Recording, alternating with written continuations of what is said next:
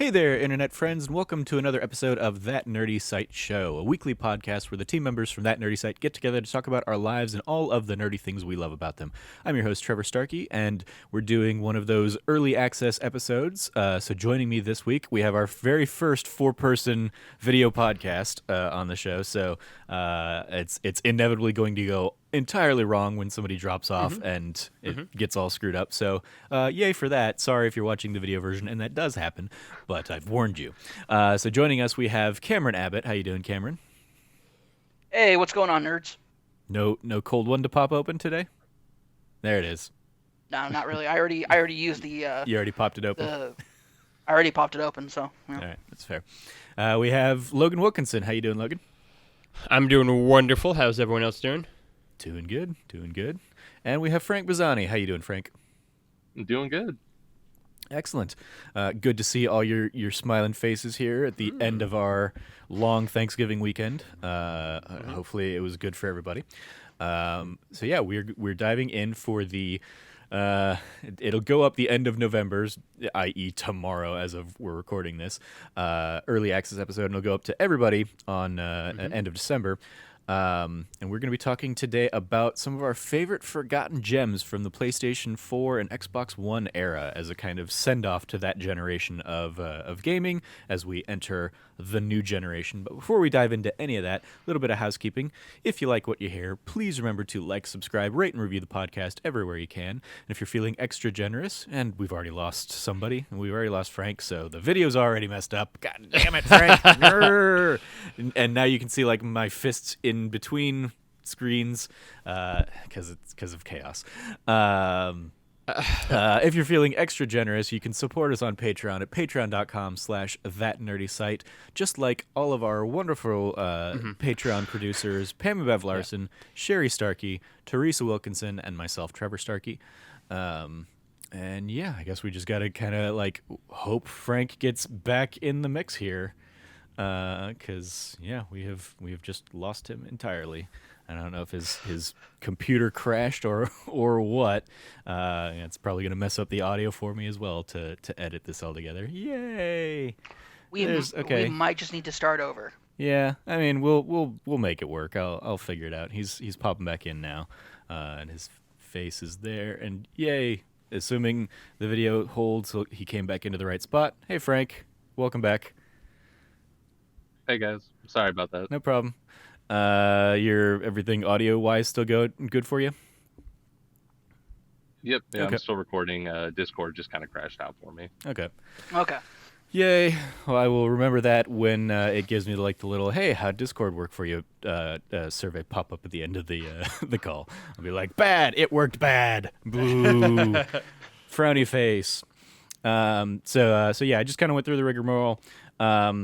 Thank you to our supporters who are supporting us over on Patreon and are catching this the month it's early access for you. But otherwise, welcome. Hope you enjoy this episode. Let's go ahead and dive into our favorite forgotten gems from the PlayStation 4 and Xbox One era. We've each brought a few games to the table, so we'll kind of each take turns running through probably 3 games each, and then we'll have some honorable mentions that didn't make the cut. But the idea for this topic is basically like, hey, what are some of those games from like your top 10 list, like the lower part of your top 10 lists over the last generation that maybe you haven't thought about in a while, and you want to give a little bit of love to here as we send things off. So I will kick it off here with a game that and just for the team and just for audience edification, I guess, what I did was I basically went through my top 10 or top 20 or however many lists for the last since going back to 2014, basically when I started doing any kind of top 10 lists, and just kind of looked through those and was like, yeah, I want to pick and choose some of those. So the top one I have, or the first one I have on my list here, is from 2014. It was my number 7 in 2014. And it is a game called Counter Spy. Oh. Absolutely, I forgot yeah, that great existed. pick. Okay, Great yeah. pick. Yeah, this was a rare roguelike, I think, that I really enjoyed. And I got introduced to it when the developers behind the game were on Podcast Beyond back when Greg and Colin and them were all still at IGN, and it was Greg, Colin, and then these guys from whatever studio made Counter-Spy. I don't remember the name of it off the top of my head, but I remember being intrigued because they were basically former Pixar people, and if you know the art style of Counter-Spy, you know specifically it is like the 2D art style stuff from like Incredibles, basically, is the aesthetic that game has. And in Counter-Spy, you were basically like an espionage agent kind of working your way through randomly procedurally generated levels. There's like 5 levels in each game, I think, that you had to get through. And you just have to kind of it's like a stealth game. You have to kind of like sneak your way through the like enemy agents, trying to kind of secure files to prevent like a missile launch, I think is what I recall of the game. And yeah, it's just like I love the art style of the game in particular was what drew me in. And it had like a weird sense of like fun replayability. It was a small indie game that was part of one of, I want to say they were like the Summer of Play kind of things or something, or Spring of Play or whatever. Like, I don't know. I don't remember what PlayStation's branding for it was, but it was every year in those early years of the PS4, PlayStation would do like hey, we've got 4 indie games that we want to highlight, and we're going to basically release each one of these like each week for a month. And if you pre-order, you get them early, or you get a discount and stuff like that. Or you don't get them early, but if you pre-order them, you get a discount on the games or whatever. And I, in like my support of indies, basically would always kind of pick up each one of those games if I didn't already have it for whatever reason. If because I think down the line they did do like, hey, here's like spotlights on games that are already out. But Counter-Spy was one I picked up, and of that batch, which I think included like Swapper and a couple others, Counter-Spy was certainly the one I like sunk the most time into. So yeah, that was a fun little one. It sounds like you guys at least kind of had some experience with it, or at least knowledge of it. Does anybody else have thoughts on Counter-Spy there? I love Counter-Spy. It was one of those. God, yeah, you as our resident James Bond fan would of course love Counter-Spy. Yeah, it was one of those games that, like you said, and I immediately got brought back to just how good that game was. Yeah, it was one for me where it was one of the early games I remember just really sinking a lot of time in. I didn't platinum Counter-Spy because its platinum list is like kind of bullshit. Yeah, but same. Yeah, but I loved, like, that's a game that I beat multiple times, just went back through. Like, I really enjoyed everything the game did, and kind of like you touched on, I've grown more into enjoying roguelites over time, but like, especially, God, that was 2014. That was certainly would have been like one of the first that I really, really fell in love with and really got into, and I cannot give enough praise, I think, to all of the small aspects of like its style and atmosphere of that game, and like just how much they nail kind of that 60s aesthetic. That game's so fun, so endlessly replayable. God, I might need to go play Counter-Spy again now. Yeah, I'm like, hey, it's great. Yay for backwards compatibility. Maybe I'll boot it up on my PS5. Yeah, it is very good. Yeah, and just on the it does not make my list, but on the roguelikes, I was in the same boat, and whatever year Rogue Legacy came out, I got really addicted to that one too. So that's like another one that like I would give a little nod to, but and would potentially have made my honorable mentions, but it didn't even make my like list of the 6 games I brought to the table to potentially discuss today. But it was definitely one I eyeballed and was like, I feel like Rogue Legacy got enough love out there, whereas Counter-Spy was one that I feel like went overlooked by a lot of people. But I'm glad that you guys all at least knew about it. Anybody else? It's so good. Before we dive on to our next game. All right. Yeah, I will say I really enjoyed Counter-Spy. Sorry, I got a text. I really enjoyed Counter-Spy. It's like, man, what if James Bond could be good? Anyway, Whoa. All right, maybe No, I'm don't joking. throw- I'm just joking. Spicy out here. Maybe- All right. No, I'm joking. I'm joking. I'm just joshing. I just was like, I'll say this just to pull on Logan's goat a bit. Yeah, maybe don't throw shade if you have to interrupt being distracted by a text to actually make the joke. Have the focus there. But I appreciate that. Let's start actually to you, Cam. For what's your first game, Sure. Forgotten Gem, that you want to highlight? So let me pull up my list here.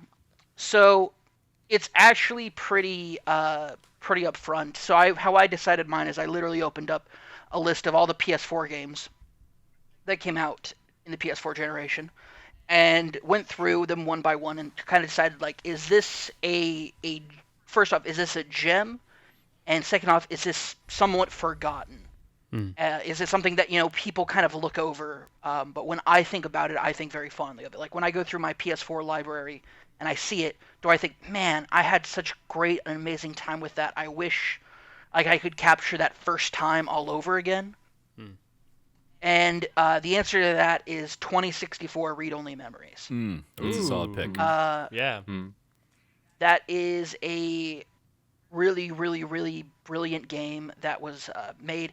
It is the perfect level of urban sci-fi, of like just a very cool and interesting future that is at the same time very like it's Blade Runner meets something to do with like I'm trying to think, what is that movie about that has Ben Affleck in it and he's the Chasing Amy. No. Gone Girl? It's the one where he's a journalist. I'm trying to think of it. Mallrats. No, he's I think he's Argo? the senator in the film. No, he's a senator in that film, in the film that I'm thinking of. Shoot, man, it is. Wasn't it Gone Girl? I hate myself for. No, Gone Girl. He was an author and writer. Oh, okay. And it's about his wife. That's about it, like his wife going missing. I'm trying to think. That's the element of 2064 I thought you were honing in on, was the mystery element of it. But No, okay. no. Oh, that would fit actually, like that kind of like mystery murder kind of thing, but it's actually state of play. That's what it is. State of play. That was what I got when I typed in Ben Affleck Senator, and it autofilled Senator movie, It's, State of Play, 2009 film. Yeah, 2009. I would not have been able to pull that for you, Cam. It's okay. Movie I've never seen, but I recall being advertised on FX a lot. Like, oh, State of Play Thursday night at 8 p.m. And I never watched it. 100%. I watched it. It's actually a really good movie. Russell Crowe, Ben Affleck, like really good stuff. Anyway, so it's kind of like State of Play meets Blade Runner in kind of like this futuristic aesthetic. Everything's super futuristic, but at the same time, it's telling a very grounded, real story. And it's super good. It has a lot of really like forward-thinking, cool, awesome concepts behind it. I really, really enjoy this, both the story, the characters, the twists, the turns, the really, really cool kind of moments of I can't wait for this to actually be our future, and not in regards to technology or like sci-fi parts, but rather just society. Like I can't wait for our society to be a point where like there's two awesome characters. I don't want to spoil it, but there's two awesome characters in it that are basically become a couple during the course of the game. And the way that they're done is a very cool, very like unique way of, because these characters are like, one of the characters is like extremely brash and you'd expect to hate them, but then they turn out to have like one of the most like awesome moments in the game. And it's a really phenomenal game. I'm really struggling not to be too specific about anything because I want everybody to go and play this game with fresh eyes. It's awesome. When they put it out, like initially on PC, it didn't have a voice cast. And then when they put it out on console, they also released a patch on PC that introduced a voice cast, and it has some really awesome people. Dan Reichert, Xavier Woods, a.k.a. Austin Creed, now of G4 fame, rock on. Like it's filled with like some really awesome people, and it's made by just a very awesome dev who just it's so great. It has so many great moments of inclusivity and normalization of things that we want to just be considered inclusive right now. And I can't wait for that kind of part of the future. But yeah, I love this game. I adore it to pieces. Yeah, as soon as you mentioned that, I was like, why did that not pop up when I looked at like my lists? And it was because it was in my non 2017 games of 2017 list, and I just didn't look at those because that was how I broke out my list at that time. But it was my number one non 2017 game, and the only reason like I played it in 2017 when it came to console, but I put it in this category because it had originally come out on PC, as you mentioned, like the year prior, so it didn't like meet my arbitrary criteria for but of the games that I played in that camp, it was my number one. And yeah, it's one of those games that like I look at as like it opened my eyes to things that like I was always, you know, supportive of, but I'd never like seen it in a game style, and some of the things you're touching on, like it was probably the first thing that really like opened my eyes to like non-binary in a character sense kind of thing, versus as kind of a more ethereal topic that I just didn't have a great grasp on, and so yeah, like it. And the character that you're alluding to, I did hate it first, and then when everybody hates them at first. Everyone hates them. Yeah, when their backstory gets fleshed out and you understand like why they like lash out the way they do, and kind of when that shield comes down a little bit, yeah, I thought it was really great. And yeah, it's just so awesome. It's like it's basically like a little narrative adventure game, and it's one of those things that I remember first playing at the San Francisco PSX. I played a demo of it, and like immediately its art style and aesthetic kind of caught my eye. This was again before it had a voice cast, and all that stuff, and also the fact that at that booth it was just like, hey, it's chill, you like hang out on this beanbag and like watch and play this game, and I was like, all right, cool, and yeah, I had a good time with it, and had kept my eye on it until it eventually kind of finally made its way to consoles a couple years later.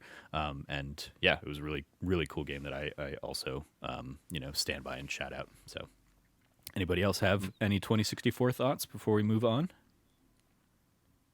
Yeah, I think that was another great call out. I definitely kind of had the same experience you guys did. Like I didn't play it until it came to PS4, and it sort of had the voice cast. But I definitely thought it was an amazing game. I was kind of blown away because I didn't really know much about it going into it.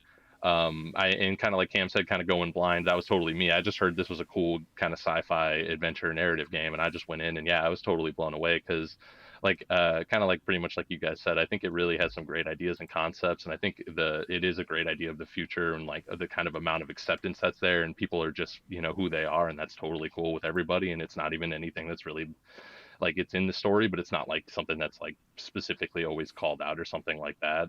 But I really enjoyed a lot of the story, and even in the end, I thought it was actually even like surprisingly emotional. Like I didn't even realize how attached I got to some of these characters. And there's like multiple endings, and I'm not gonna spoil anything, but the one I got, I don't think was like necessarily one of the best ones, but you know, I was like definitely torn up about it.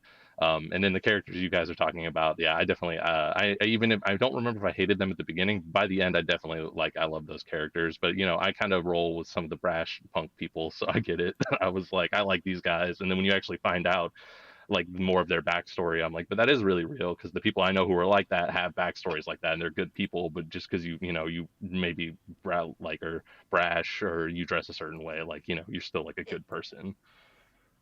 Yeah, it's also like the circumstances under which you meet them that makes it like a adversarial at first. And we're getting way too deep. Yeah. Like I'm saying way too deep into spoilers on this because like this really is a gem that should be experienced, just fresh, just 100%. So. And yeah, I looked it up because I was like, I remember that one having a BS trophy list too. Did I bother 100%. going after it?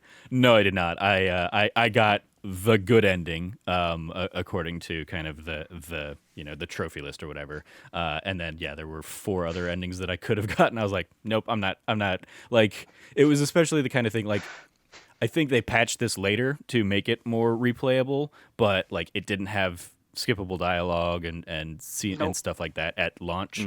So it would have been like, and it does come on it would have been in old text style kind of format and stuff. So it would have taken just a long time to replay through it and get all 5 of those endings. So I was like, I will pass on that. But yeah, it was a great game. There is a trophy to try every alcoholic beverage at a bar. I do have that one. Yeah. And that's a fun one to get. Yeah. Because they especially had like just fun, crazy names. Because it's like 2064. It's as we're like nearing Cyberpunk 2077. It was very much kind of that like future cyberpunk style kind of aesthetic, and yeah. But like 80s anime bright aesthetic. Like style of pixel art, and it's so good, man. People should play it. It really is just like this wonderful polished gem that I think just is going to kind of get forgotten in the big AAA shuffle of remembering the PS4. Yeah. All right, let's throw it over to Logan. What's your first game for consideration here? Yeah, so the first game that I'm going over is from 2017. And it got 6th place on my list. 2017 was a stacked year. It still might be, I think, my favorite year for games. It's an incredible year. But it is, and I know Cameron's going to get very excited, Emily's Away 2. Yeah. It's, yeah. Wait, did Emily's Away come out for PlayStation? No. This isn't a PlayStation only. Yeah, this is not a PlayStation exclusive. I mean, that's not what I thought it was supposed to be like Xbox PC. Yeah, it was pitched as like we're sending off this generation. So it's happened in this generation is how I interpreted it. Okay. So they're. I can't wait for Logan of all people to give us 3 or 4 PC games. It's the only PC game on the list, but I'll allow it. Emily is Away 2 is friggin' fantastic. Yeah, it's a fantastic game. I think that it took what worked so well in the first Emily's Way game and built off of it. Obviously, it's like double the length, at least. It's triple the length. Easy. And I talked a lot about how in Emily's Away, there's no good ending, quote unquote. Like you can't end up with Emily. The only good ending is to not play. Yeah, and whereas in Emily's Away 2, the idea that there is a good ending, that you can end up with Emily, makes it that much more devastating when, for me at least, I don't, right? Like, I did end up with Emily, and so it makes it that much harder. It makes it that much worse. Like, there was an actual chance, and I knew that going in, and I wanted it, and then to see kind of how it all just spins out of control so terribly. It's so beautiful. Yeah, it's to so experience the highs of some of the kind of chapters, and then to kind of really hit the lows of the last one in particular, and just everything falls apart. And if you do it how I did it too, like everything is going really well, and then it just kind of the wheels kind of come up at the end in spectacular fashion. It's so good, as only it could for me. And it's just, I mean, obviously, we all love Kyle Seeley. I've had him on multiple podcasts at this point. He got an honorary award at PAX East for Emily is Away. Exactly. Less than 3. Emily is Away. Yeah, and so we obviously that was my game of the show at PAX East in 2019. It was the original Emily's Away 2 was my game of the show at that PAX. So other than 2017, I guess. And so obviously, like, you can take whatever I'm about to say with a grain of salt. But yeah, I mean, it's fantastic. I think it is super emotional. I think, as you can read on Irrational Passions, my like 2,000 plus word review of the game, I think it's very good, to say the least. I think, if anything, it's a testament to how stacked 2017 is that the game didn't crack my top 5. But it is, I think, fantastic. It's moving. I think the way that it affects people kind of our age group and just how powerfully it evokes is kind of memories and nostalgia. Yeah, it is fantastic. It's one of the original Emily's Away is one of the very, very first conversations I ever had with Cameron Abbott, actually. That's true. Kind of Funny Live 2, I think. The math is kind of fuzzy that, but no, it is. That's right. At the Piers, yeah. But it's a fantastic game, and I love and can talk about Emily's Away 2 all day long. And Emily is Away 2, we had in-depth conversations at Kind of Funny Live 3. Absolutely. That was one of our you and I had met at PAX prior, but like not really. Like I was like, oh, Logan's like that guy from Irrational Passions I don't really know. And it wasn't until a bar after Kind of Funny Life 3 that we really like hit it off, talking about Emily's Away 2 and other stuff. And that's despite me having still not played Emily's Away 2. Just like being more in love with the idea of those games and having like I've played the PAX demo of those games. But I've never actually sat down with a full run of an Emily is Away game myself. I think so, at the very least, Emily is Away 1, because it's so that game is like you can beat that in like 30-40 minutes. I would love to hear kind of those thoughts on that. I mean, I have them both, so maybe I'll just finally sit down and do a Let's Play of them or something now that I've got like a setup appropriate for it. I need to note that Emily is Way 1 is a game that I was convinced I could get a good ending out of. Oh, dude, don't even get me started. I literally mapped out, I don't have it anymore, but I had a flow chart of every option in the game, and I like went through every single possible combination through that game to try to get a good ending, and there is none. Yeah. The only good ending is to accept that this is life and you walk away. And it's the opposite from Emily's Way 2, whereas Emily's Way 2 I've only ever played once. That's just like, that was my playthrough, that's just it, and like it went catastrophic there. Same thing with like Walking Dead Season 1, where it's like, that was my run, I failed really bad, and so it is what it is. I mean, like, I played Emily's Away 2 with the mindset originally of how was I like in high school, and then I replayed it with how I was in 2017, and ended up with two completely different endings, both good. Because I know the mistake Logan made, and that's not a mistake you should ever make in any relationship. It also shout out to Kind of Funny, because obviously the Emily is Away 2 is one of their most epic Let's Plays that they've ever done. As they just get so good. Tim and Greg just get like progressively drunk through their Let's Play, and then Tim messes it up at one point, and that leads them down the path of getting the bad ending. And my favorite, I've never actually sat down and watched like the full 4-hour like drunk Let's Play, but I watched the recap video afterwards that like highlighted exactly when Tim screwed it up. Yeah. So it's so good. The 4-hour Let's Play is honestly one of the best Let's Plays ever made. It's also got a great the Chris Benoit stuff is also iconic. When that gets in, you're like, oh wow, they are off the deep end with this. My favorite thing about that too Greg is busts out the whiteboard for it, and it's so good. My favorite thing about that too is anytime anybody has ever brought up Tim Simpson, that's the first thing Jarrett Green ever says about him. It's just like, that's Chris Benoit innocent, right? Just want to get into it. That sounds like what Jarrett would do. Yeah. That's 100% what Jarrett would do.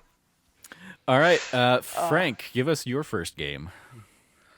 So for my first one, kind of like Trevor, I'm also going back to, I believe it was 2014. This was definitely very early in the generation.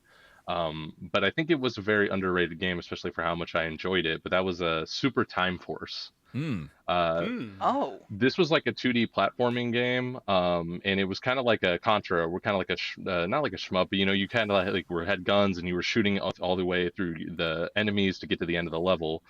But you had a timer, and at the beginning of the level, the timer's like a minute or like 20 seconds. Like, it's not even enough to get through some of the levels, but you have to basically rewind back to you can rewind at any point back to the beginning of where you started, and then your ghost of whatever you did will continue through the level. So it becomes this thing of like you scrubbing through the level multiple times until you have a crew of like 5 guys just powerhousing through all the enemies in the entire level, and you can make it to the end in like a minute. And it just like, there's some really incredible gameplay there and some really unique design and characters, and it was just really fun. And that was one that does have a tough trophy list, but I have the platinum for that game. Nice. And yeah, like no one has that platinum. Yeah, that's I always think of Super Time Force because I have Super Time Force Ultra was the PlayStation version that you could play as Shu, as well. Yes. You like the Journey characters in there, and I think there was like one other PlayStation exclusive. And I always look at like my trophy list when I look at PSN profiles. The top 5 like rarest trophies I have, 2 of them are from Super Time Force Ultra, the runs, and they are looking like one of them is a collectible one, and then one of them is like complete a run using only this character.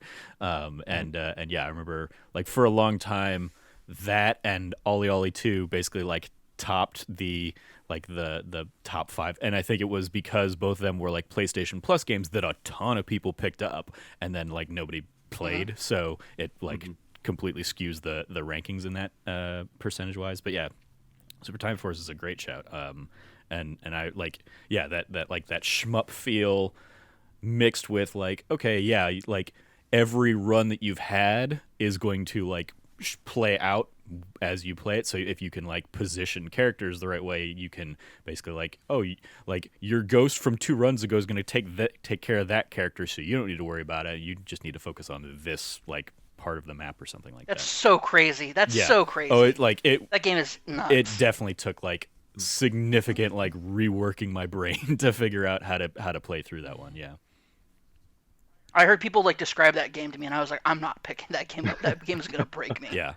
I thought it was super fun, like, and it does get super hectic, and like, but I just like it, and you can swap between all the characters at any time, and then rewind at any time. So yeah, like you just but like I think some of the characters are so fun, and then the way you even have to like you unlock new characters by like saving them like within levels, so there'll even be like a character that'll die, but you have to try to make it there fast enough and like kill all the people or save them or do whatever to get like a new character like Shu. And then some characters are also just like hidden, but everything about it I just thought was like fun from the top down. Yeah. And I had a great time with that one, and I think it is kind of very underrated from the last gen. Yeah, I'm sure that's on another one of my like, I didn't play it in this year, but this is my favorite game lists, similar to Read Only Memories there, because it originally came to Xbox and then like much later came to PS4. So yeah, great pull on Super Time Force / Super Time Force Ultra. And I was like, I remember the Super Time Force Ultra one being like, ah ha ha, the joke they're making is, shut the fuck up, STFU, as the abbreviation there. Cute. Cool. So let's come back over to me for my second game. I'm trying to like look through my list and try and figure out like which shout I want to give to. I'll go with this one just because it was such a near and dear game to my heart. And it probably is like slightly above like the threshold of like forgotten. But it also is forgotten in a completely different context, and that is Lego Dimensions, which slightly off camera here, but like I still have like all of my year 1 Legos like on display behind me basically. Ah, yes. The great investment of Lego Dimensions. Yeah, and I have every pack from both years before it died at the because so it is a forgotten gem in that the game is done. Like it died at the end of it came in at the tail end of the Toys to Life kind of like boon, and as a kid who grew up loving Legos, and like the incredibly weird mishmash of franchises that they were able to bring together for Lego Dimensions, it was something that just like was right up my alley, and so I got like super into it. With my partner at the time, Catherine, we would like buy the packs and then like build them, and then we'd play through the levels because like the Lego games were great like for co-op stuff. And so yeah, like I ended up like getting all of them, and then eventually like Kat and I broke up, and it made like going back to that game really hard, but I ended up doing it to get the platinum like the year later or whatever. And then I still have like a ton of the year 2 stuff that I just never actually sat down and built, just because of like when Kat and I broke up, I moved back into the studio apartment, and it didn't really make sense to keep adding more and more like little pieces to that collection. So I still have a bunch of them like in the boxes, but I love just like getting to play like Back to the Future levels and Doctor Who levels, and just the insanity of that franchise, The Simpsons and Ghostbusters and Harry Potter and basically everything under the Warner Brothers umbrella of franchises. Batman, Lego Batman kind of stuff is in there, with the Wizard of Oz. Like it was just such a weird, random, goofy mix up. Alongside the wonderful charm of Lego games in general. So that was definitely one I got super into. That was my number 8 game of 2015. That was 2015? Yeah, 2015 is when that one launched, and it lasted up through 2016, when year 2 came out. It definitely also has a whole bunch of like garbage that I was like, I don't give a shit about these Chimera or Ninjago like sets, but I'm a completionist, so I want like the whole collection, so I have them. And yeah, it's just it was a fun little time that took me back to like my youth of getting to build those things, getting to build a little like minifig DeLorean kind of thing was great for Back to the Future, and then yeah, I spent way too much money because buying those sets at at launch or whenever they came out was like $15. And then, like, by the end of it, it was like, okay, you can get them for like $3 a set or something like that because Best Buy's just trying to clear shelf space. Sure. But yeah, that's how they got me, because I only ever bought one set. I never had the base or anything to play with it, but I bought one of the sets, and honestly, it was the one I thought you were going to throw under the bus of like, I don't want this, and it was Knight Rider. Oh yeah, the Knight Rider. It was, yeah, it was Michael Knight in the car. Yeah. And I bought it, and I had to look up a video on YouTube on how to build it because I didn't have the game. Because it doesn't tell you how to build it without the base. Exactly. The instructions are only in the game to build it. All you get is like the pieces. And so yeah, it was definitely one of those like that's also a very clever way to make sure people are buying the the $99 full set of the game or whatever. It was also cool that like you could, because it was like everything was NFC chipped basically, so like you could take the pieces that you put and you could put them into the game. And so instead of like the normal Lego thing of like, okay, you can just switch between these 8 characters that you have in your party for the level, it was like, no, you have to like put them on the little pad to load them into the game. And there were definitely some things like it was absolutely like gotcha bullshit of like upselling DLC and all that stuff, because certain characters, you needed to unlock gold cubes on levels or whatever. Like you could platinum the game with just the base characters. It was just going to be way harder and way more time consuming because a whole bunch of stuff was locked behind the DLC packs basically.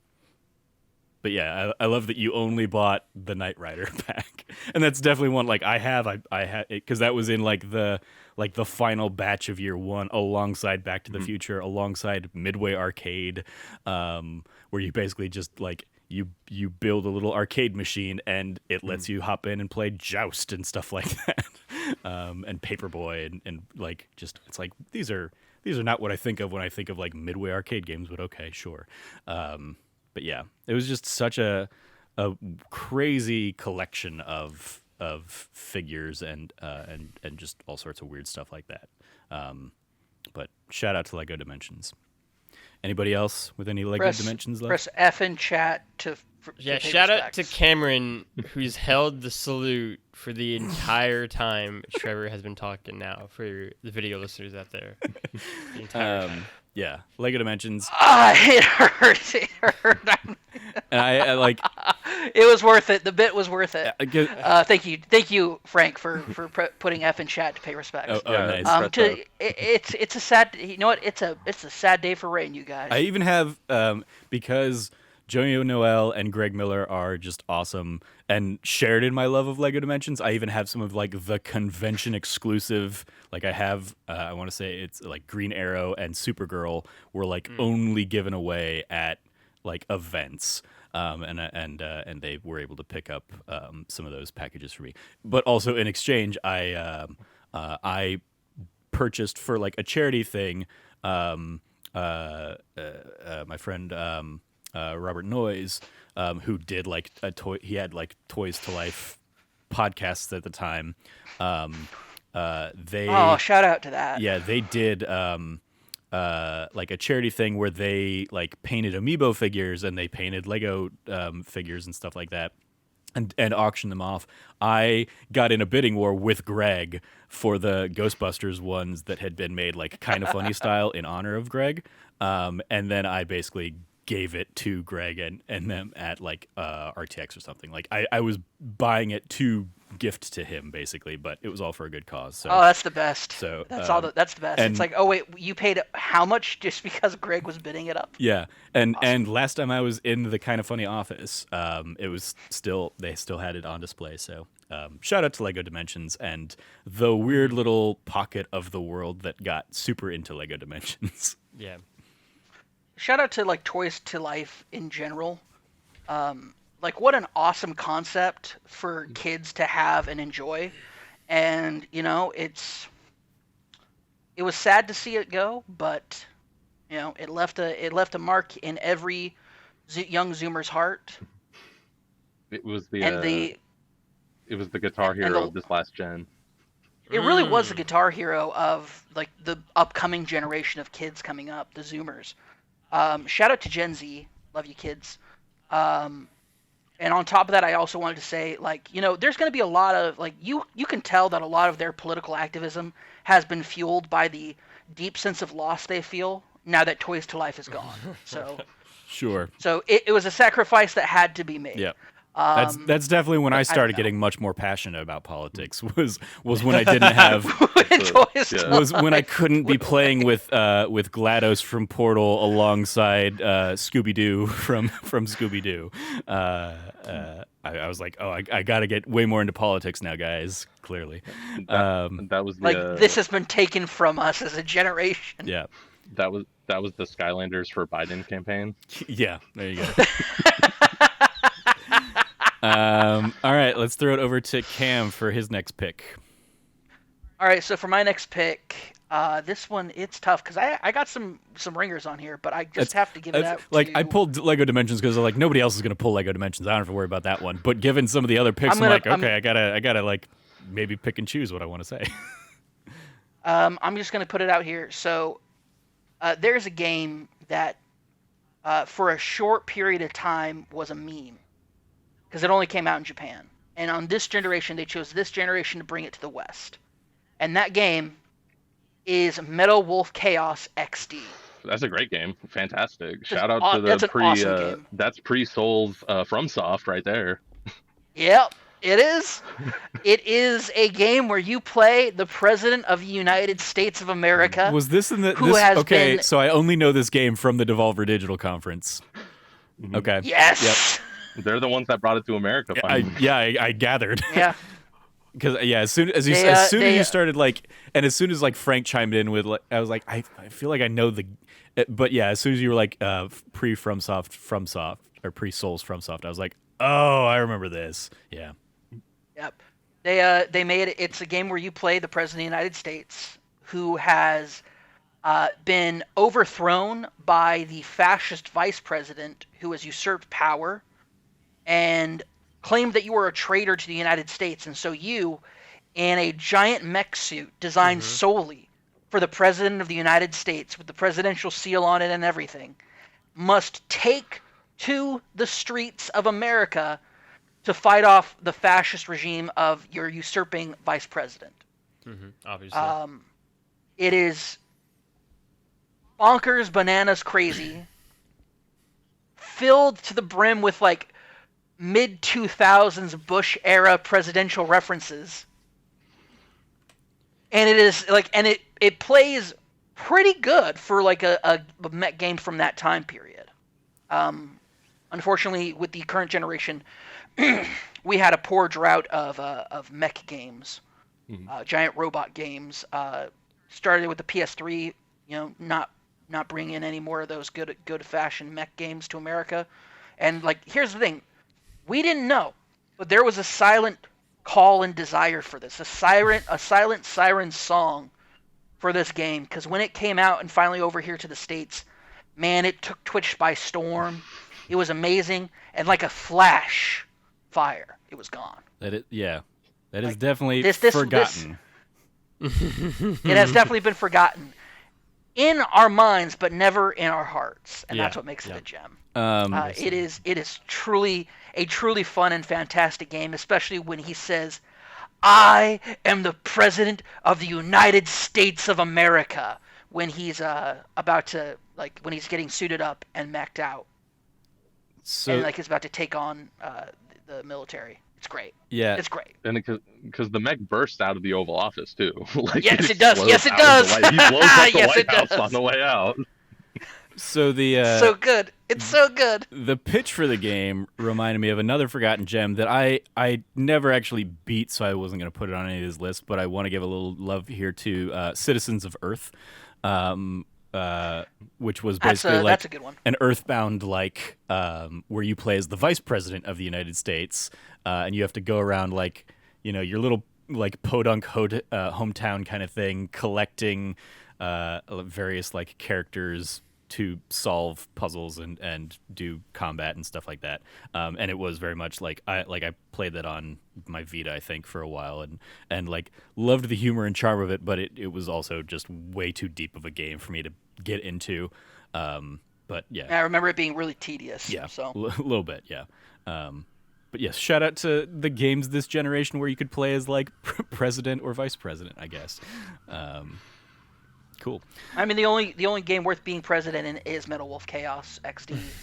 The XD, by the way, stands for the laughing emoticon face. It's not like Extreme Edition or anything like that. It's literally just the laughing, cross-eyed laughing emoticon. All right, yeah. Little bit of an Easter egg there for you. A little bit of a tidbit for you. Some The lore game does not for take ya. itself seriously. Some lore for you, if you will. Gathered as much, yeah. It's good. It's just a good rompus, good time. Nothing like dismantling the military-industrial complex as the President of the United States in a byproduct of the military-industrial complex. Because it has every gun. Like the mech, it has the every arm gun, every rotates. gun. It has an RPG, a shotgun, a handgun, a sniper. It's all in the mech, in the one arm. You rotate between it. So good. Yeah, I love It's their chef's kiss. idea It's chef's of kiss. Mwah. America. Nice. Yeah. All right, let's throw it over to you, Logan, for your next pick. Yeah, so my second pick for kind of an underappreciated forgotten gem is from 2014. So we're going back, and it's going to be Valiant Hearts. Oh, nice. Oh. That and Child of Light were a couple that I almost pulled in for this kind of stuff. Yeah. Valiant Hearts is real good, guys. And I think it's one of those games that's super easy to forget, right? It's not long. It's not super flashy and showy. And there are long stretches. I mean, it's essentially like a glorified puzzle game in a lot of ways, like puzzle action kind of game. But the way it weaves together that story and kind of traces the arc of all the characters you play as and encounter is so beautiful, so poetic. Especially in a year that, for me at least, is among the weaker years of this generation in 2014. It's not necessarily a standout for me. I thought this is a game. My game of the year 2014 was Dragon Age Inquisition, so I can't completely argue with you, against you on that. I think My I game of enjoyed the year- that game, but yeah, it was My game of the year for 2014 was Far Cry 4, a game that, again, I enjoyed, but I great don't say game. I love. Yeah, that was a weak year, especially for Nintendo. yeah. Oh, God. And so, yeah. Happy And home so- designer, we got it. And so for me, it's a game that's just so, especially the final third of Valiant Hearts is genuinely one of the most, I think, beautiful and sad final acts of a game. Certainly that year, but even in the last few years. And kind of that spoiler alert for Valiant Hearts now. It's 6 years old. Play it. But that's literally marching to the pole where you're gonna get shot as kind of the main character you're playing as. Is just incredibly powerful, I thought, and just the way that you kind of foment the revolution as you kind of recognize how terrible the conditions are for the French soldiers and kind of lead to that moment and kind of come at the office, the whole thing and how the game kind of winds down and how the game almost shifts completely what it has been up until then from a very kind of lighthearted, goofy game into something much more serious. Valiant Hearts to me is a great video game. It is a really great example of a game kind of subverting your expectations throughout, using the backdrop of something serious, but being set in something fun, and then over time kind of melding more and more into the serious parts of the game and shedding more and more kind of the quote-unquote fun parts. And it's a game that is textbook. I would say not talked about really, not really remembered that much anymore. And part of that is a product of it being 6 years old, and part of that is a product of it just being a game that's 5 hours long, maybe, that you can kind of get through in 1 or 2 sit-ins over a weekend or whatever it might be. And it being a kind of a game that a lot of people might not necessarily have hopped into. But again, going back to another game that Podcast Beyond led me to, Valiant Hearts is a great game. I think Absolutely, I think worthy of one of my shout-outs. Yeah, I think one of the reasons I think that it gets forgotten about is we got Valiant Hearts and we got Child of Light, and then we didn't get anything else from UbiArt. And those two games were such great picks. So good. And then Ubisoft just went full in on like, well, we're just gonna make everything giant open world games, and I wish we got to see more of that, like that indie style, indie feel from Ubisoft, and that design, that style, that aesthetic. But like we got those games, and those haven't come out since like 2015 or whatever. So like I feel like I see them still get talked about routinely. They pop up, and we lost Frank again. Yay. So I'll just gesture with my hands for the video because my face is right in between the frames. But yeah, for those games, like I see them all the time, and I smile when I see them like on like PlayStation Plus deals and stuff like that. And it's almost always like you can buy both of them, for $10 or whatever. $10, yeah. Because and both of them are standouts. Shout out to Valiant Hearts. I remember like thinking when Battlefield 1 came out, a couple years later, being like, this is just Valiant Hearts, but the AAA, version of Valiant Hearts. Battlefield 1 also great. Great campaign. Anybody else have any Valiant Hearts thoughts? I never played it. Oh, same here. I think it got spoiled for me though, so like I already knew about it. I mean, I don't know. I don't know if it's spoiled. Like the whole thing takes place in World War I, so I guess spoilers if you know history. Yeah. But yeah, I think I especially think you would like it, Cam, given your love of like lore and history and stuff like that. So maybe check it out next time it is on one of those sales. Frank, you were gonna say something? I have it on PC, so I just got to get my PC back. Yeah, like I'm kind of in the same boat as Cam. Is like I haven't played it, but it's always looked really interesting. And there's been many times, like you guys had kind of alluded to on the PSN sales there, like I've seen it for like dollars, and there's been so many times I've come close to just buying it and sitting down with it.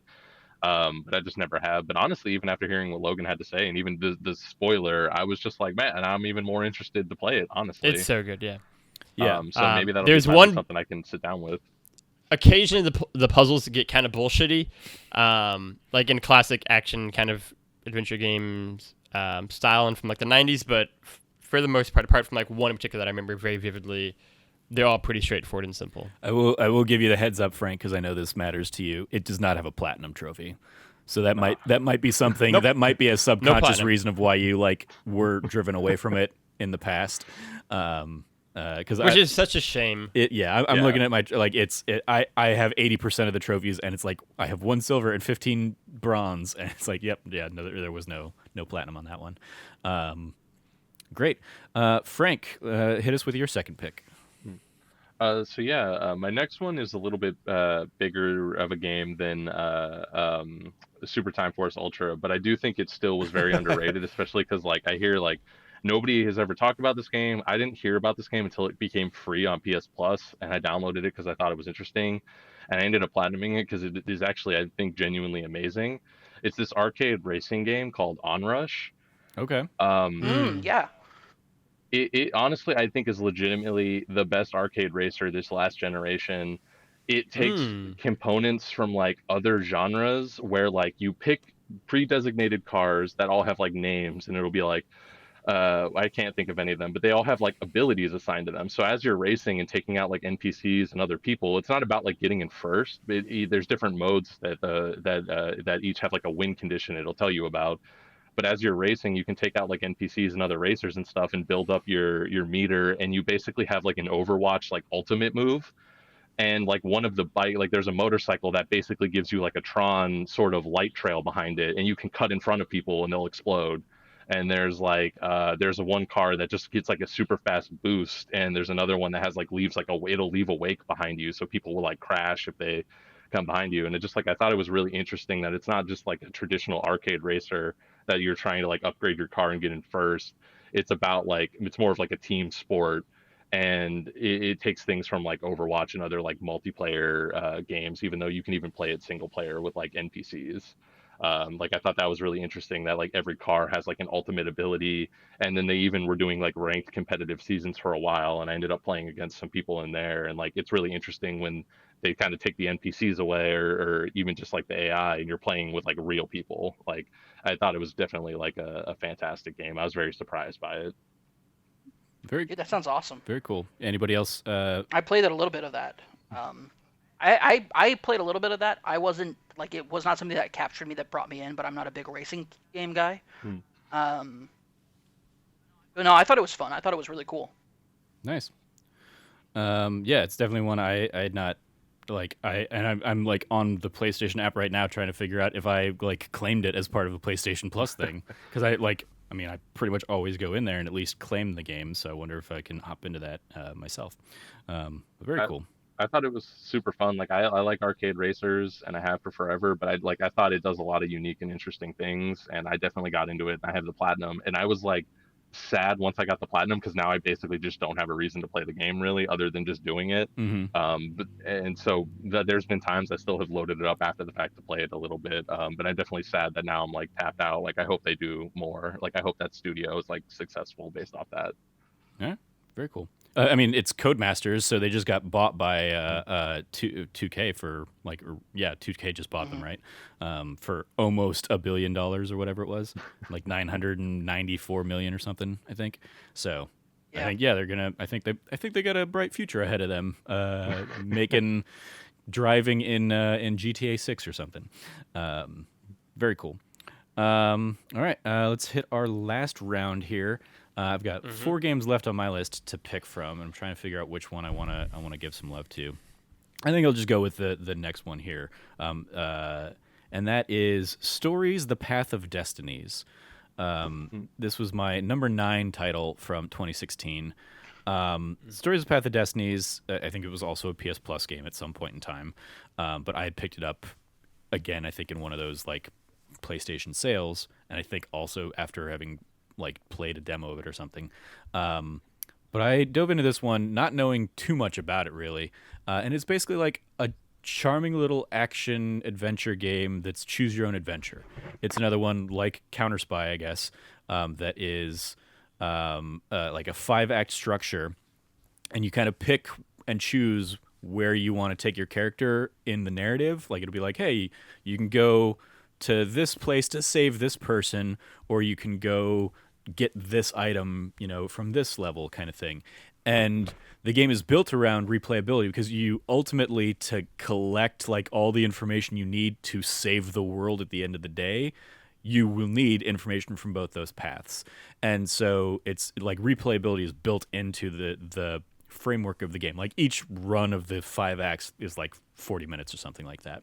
And it's you go through. So you go and save this guy in the first section.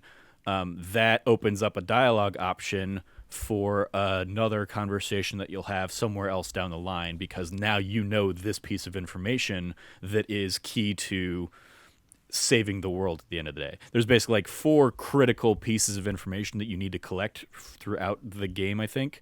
But there's like 20, minor pieces of information or something like that. It's built in. There's like just a whole bunch of different pathing that you can take, and depending on the paths that you take, the end levels really play out differently and stuff like that. The whole thing it's also like cute and charming because it's done in a storybook style in terms of like narration, and it's like one guy is the narrator and he's doing all the voices a la like an audiobook kind of thing.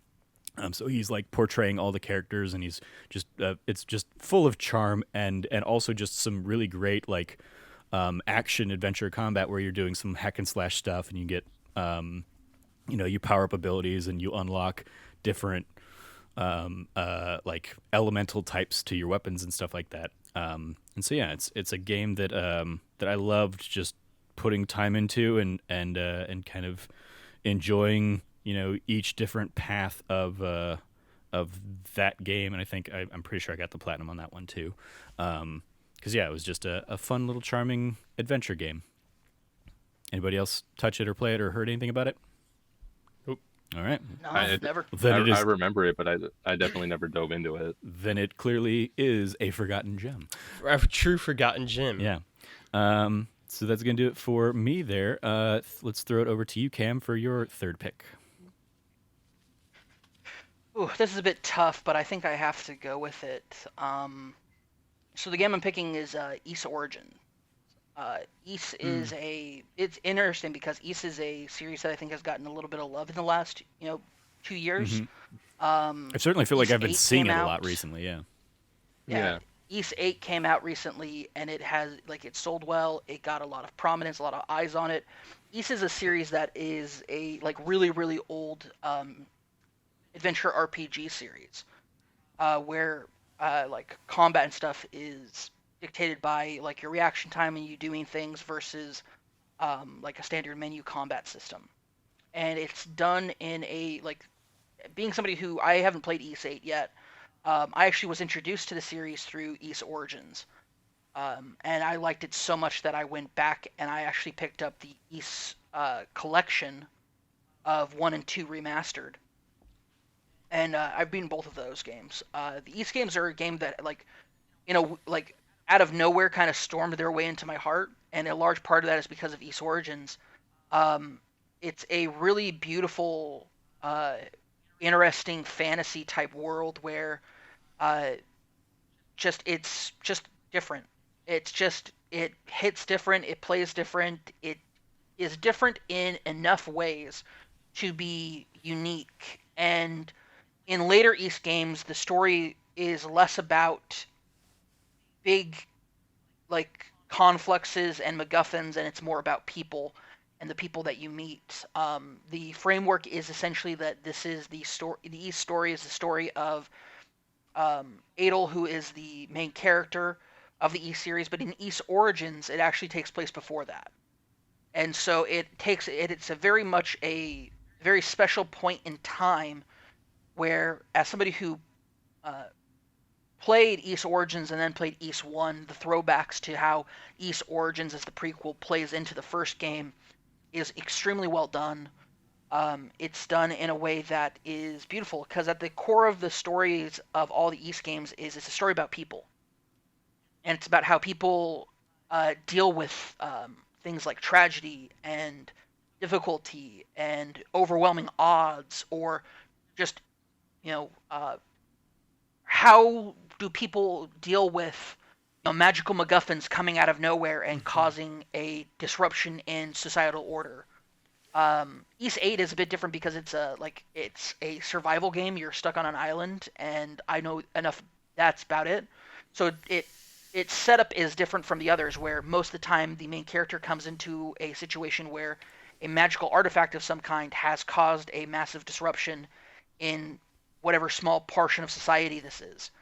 And what I love about Ys Origins is that it's before any of that, and it's about Ys is a world ruled by twin goddesses, and it's a story about them, really. It's a story about them and the people who are kind of these legendary figures in the first Ys game, and how these characters, in dealing with the overwhelming odds in front of them, deal with that and their struggle and how it plays out. And it's done very beautifully, and it's done in a very cool parallel to the first Ys game, so it pays a lot of homage and tribute to the first game, while at the same time telling a parallel as far as event sequence of events, not necessarily timing, because they take place thousands of years in between each other, but it's a very beautiful kind of flipped telling of the story, and it's just awesome.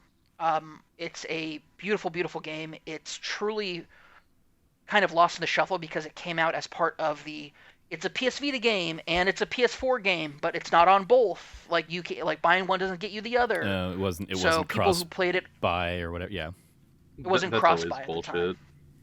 Yeah, I mean it was right so it came out originally on the PS Vita, and then came out again on the PS4. And so like there was that like issue with it. I played it on the PS Vita initially, and then and that's where I played it. Actually, that's where I beat it. And it's the sad thing is it's part of my old profile, so it's like my first profile, and so anything Vita like trophy wise is unless there was a patch later on. Like Persona 4 Dancing All Night had a carryover patch, so my it wasn't tied to my gamer tag. But all the other stuff is, and like I've lost like data in progress on it, but even then I don't know if I'd go back and play it again just because it like the story it tells is very beautiful and like has a final note to it that is just very good. Like it's a very very good game. I highly recommend it. It's beautiful. I was very curious because you were like, it came to Vita first, and I was like, that doesn't sound like most of the games that did that whole thing. And it looks like it actually did come to PlayStation 4 first in February of 2017, did it? Okay. and then came to Vita in May of 2017. And so like that. This is the problem. I picked it up on Vita Yeah. because I got a Vita after I got a PS4. There you go. Yeah, That's me. it definitely strikes That's me me. as like, oh, that was the kind of thing where it was like, we're having issues porting it to the Vita, so you're gonna get the PlayStation 4 version first. But yeah, like games that didn't allow that or that didn't have cross buy or cross save stuff. Like I still hate the fact that I hate the fact that I did this, but I hate the fact that I bought Final Fantasy X and X-2 like HD collection on both of those systems. And then I think I've also bought it again. No, because I originally bought them on the PS3 and the Vita, and then again on the PS4. So I've paid for Final Fantasy X way too many times for a game that I think is like mid-tier Final Fantasy at best. But I mean, you paid for it the first time too, like on PS2. yeah, exactly. Yeah, I have Yeah, I have 5 different versions of that game, I think. Did you also buy Final Fantasy X too on PS2? Oh yeah, I did. Yeah, It- so it you was- bought, it was you bought like the that game first sequel. 6 times. I enjoy 10 too. But X-2's great. Yeah, anyway. Like the story is kind of like whatever, but like the combat system in that game is phenomenal. yeah. So But yeah, because the other thing that jumped out at me was E's originally released in 2006, but only in Japan, and then it came worldwide in 2012 to Windows, and then to consoles in 2017, 2018, and then it just came to the Nintendo. That's probably why I've just seen it recently, because it just came to the Switch in October of this year. yeah, So it's like the thing is the games hold up. It's because the action RPG, like the original action RPGs, are so simplistic in that you attack by moving at an enemy. okay. And it's about the angles of your attack and how you're approaching an enemy. And so because of that, it just kind of lasts the test of time just naturally because like it's just so simple. Cool. It's like Mario jumping. It's so simple and it's awesome. And then of course like the first game you get introduced to like a side character who shows up in every sequel game, who's your best buddy, and he's always introduced by breaking through a wall. Like He's the busts through a Kool-Aid wall. man? He's really strong. He's basically the Kool-Aid man of the East, and he's awesome, and he's your best friend, and he's the best. He's such a like good dude. Oh yeah. So loyal, such an awesome dude. Nice. Like basically like it's just like he goes, this wasn't a door. Oh hey friend. It's like, oh my gosh, my dude, you're back. What up? Like he's the best. That sounds I like love a him. cam joint. Because at the end of every game, like they part ways, and then at the beginning of almost every game, they come back again with him busting through a wall, usually to save you from prison or something. Like it's great. There you go. It's the best. All right, Logan, hit us with your next game. Before I hit you with my next game, my question to the class here is, do you want me to run through the honorable mentions I also have now? We'll do honorable mentions after Frank's last pick, Okay.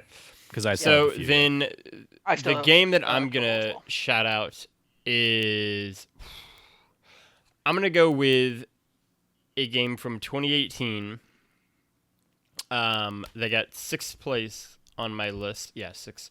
And that is Rage in Peace, which was a hard as nails, Meat Boy-esque kind of game in a year very much dominated by Celeste, which is a very similar game of like a very kind of hard, brutal, but like very emotional story for a lot of people. And I've talked before about how Celeste didn't didn't really land for me. And I think Rage in Peace did for me what Celeste did for a lot of people. I think Rage in Peace is super flawed. I think it's like the perfect kind of game for this kind of a podcast and this kind of a conversation. I think its learning curve is more of a roller coaster. It's just kind of a lot of ups and downs, and it doesn't really gradually make you better. There are certain levels that I think are just total bullshit. That just I pass them just by pure luck and happenstance, and not by me getting better at like the thing they wanted me to do. But the general idea of Rage in Peace, which is the fact that the Grim Reaper meets you early in the day, and it's basically over the course of the day that you're going to die. And it's you learning to accept that, to grow, to do things that you want to do one last time, and to kind of... The Grim Reaper originally just kind of wants to take you to where you want to die, which is you want to die in bed. That was your dream, so he's trying to take you there. And then over time, the Grim Reaper actually almost becomes like a sort of wise man who tries to get you to kind of grow and fulfill your life's desires, whatever it might be, and open yourself up and accept what's about to happen, but also accept the mistakes you've made and the people who've done you wrong and all this kind of things, and just be okay with who you are. And I think that story is super resonant in any year. Especially in 2018, I really connected with it. I really vibed with it. I think the kind of like last chapter and a half of that game are like fantastic. And the last like act is like a mild spoiler, is like not, it no longer becomes a platformer, and it just becomes like you just doing one act basically, but it bleeds together so well. It's super emotional. Like the end is very, very good. It's got problems. It's not as good as Super Meat Boy. Again, there are some levels that very much have me raging. I like rage quit the game multiple times. I got very frustrated with it. God help me. It is a minor miracle I didn't smash the Nintendo Switch that I played it on. But I did not. I kept it, and it led me to kind of get this really beautifully told story that I'm really glad I got told, that I really am glad that I kind of was able to take part in. Again, I think in a way that a lot of people connect with Celeste, this is a game that kind of did it for me in that same year. And Rage in Peace is beautiful. I like the art style a lot. It's very tongue-in-cheek. It is very much inspired by Super Meat Boy, and there are some really cool kind of homages and references it makes to that. And when you get into, like, for Cameron, the lore of the game and like the like notes and journal entries it has after like each level within each world, it fills in more of Timmy's backstory, who's the character, and kind of what he's gone through, and kind of the loss and trauma in his life, because his life is hella sad. And yeah, it's a very beautifully told story of kind of overcoming grief is kind of the core central aspect of it. I love that. I like the aesthetic. It's very cool. Yeah. Logan clearly did not understand the assignment, because he brought a PC game and now he brought a Switch game to the conversation of like, hey, we're saying goodbye to the last generation of like Xbox and PlayStation. This game did not come to either of those platforms.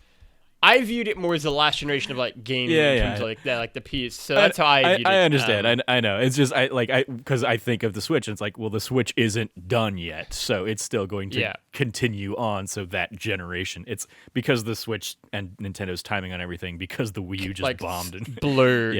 But yeah, I was like, I haven't heard. This is another one I haven't heard of. Let me look it up, and it's like, yep, just Windows and Switch. And I was like, Logan just breaking all the rules on this. I would say I absolutely recommend Cameron play it. Maybe Frank play it. Under no circumstances should Trevor start this game. Under no circumstances should he play it. This definitely sounds like something I would hate. Although I do want to give, because you reminded me of Super Rude Bear Resurrection is another one that I didn't even have on my honorable mentions, but it's another one in that Super Meat Boy like Massacre style gameplay. And the reason that I actually really enjoyed Super Root Beer Resurrection is that it gets easier every time you die because your corpses like stay on the stage, and so if you like fell on spikes, your dead body is still going to be there on those spikes the next round, so you can just jump on your dead body and like make the jump the next time. So so it was forgiving in a way that I need those kinds of games to be forgiving. But yeah, One Rage in thing Peace I will does not sound like say- it has that.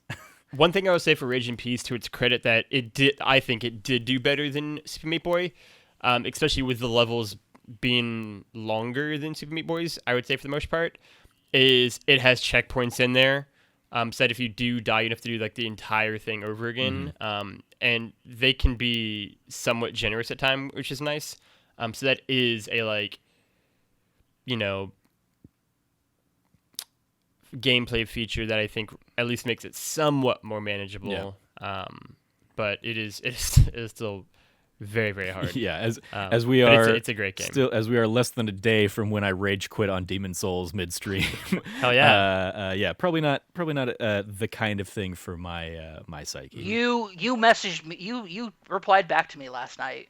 Yeah, You're going back to it, Trevor. I mean, I like You know you yeah, are. I'm probably gonna try and check more of it out now, especially now that I spent a good chunk of last night like just being like fuck it and let me look at walkthroughs to see like where should I go next if I want to revisit this game, where should I go farm for grass and all that stuff. But anyway, Yes. that's a conversation for the next podcast. Let's take it to your final main pick here, Frank. What's another forgotten gem that you want to celebrate? Yeah, this one's tough for like the last pick, especially because like I feel like I have a couple options, and I want to definitely go things that are like definitely underrated. And I feel like this might be a little bit bigger than what I've already picked, but I wanted to give it a shout out. I wanted to give a shout out to Broken Age. Okay. Okay. Oh, It- hey, I- yeah. It's a great game from this last generation, and it doesn't I really get talked about kickstarted anymore. that. Dude, yeah, like in because like I'm a huge Double Five fan going all the way back. A huge Tim Schafer fan too, and this game was like the first adventure game I actually sat down and played all the way beginning to end. Like I had played adventure games before, but not for more than like an hour, and it was never something I was into.